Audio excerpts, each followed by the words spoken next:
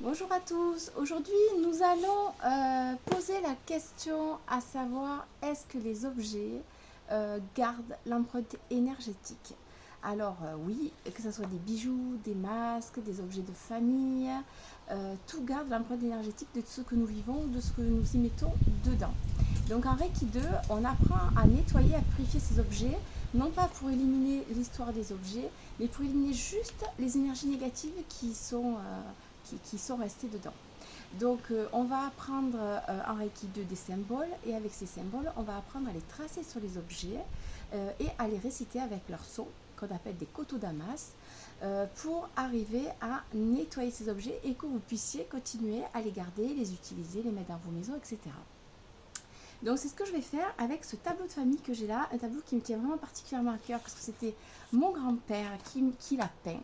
Mais je viens de le redécouvrir, de le peindre autour, et je veux effectivement quand même le nettoyer parce que je ne sais pas dans quel état d'esprit il était quand il a peint ce tableau. Donc vu que je vais le mettre accroché au mur, c'est mieux quand même de nettoyer au niveau énergétique. Alors je vais vous montrer, en fait en Reiki ce qu'on fait c'est qu'on se centre, juste comme ça, on se connecte à l'énergie du Reiki. Et quand ça c'est fait, on va pouvoir tracer les symboles sur les objets. Alors, je vous montre un petit peu plus mes mains. Voilà. On va pouvoir tracer les symboles sur les objets.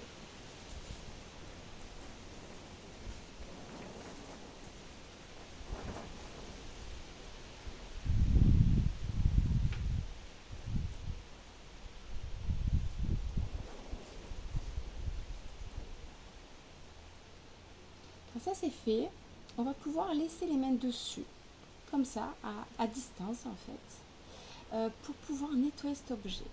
Donc l'intention c'est de le nettoyer avant de lui mettre une intention de paix et d'harmonie pour que cet objet rayonne d'une belle énergie.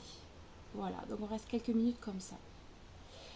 Je ne vous montrerai pas tout le protocole, ça va être flouté évidemment, parce que les symboles de Reiki sont confidentiels et sont transmis pendant les initiations de Reiki 2.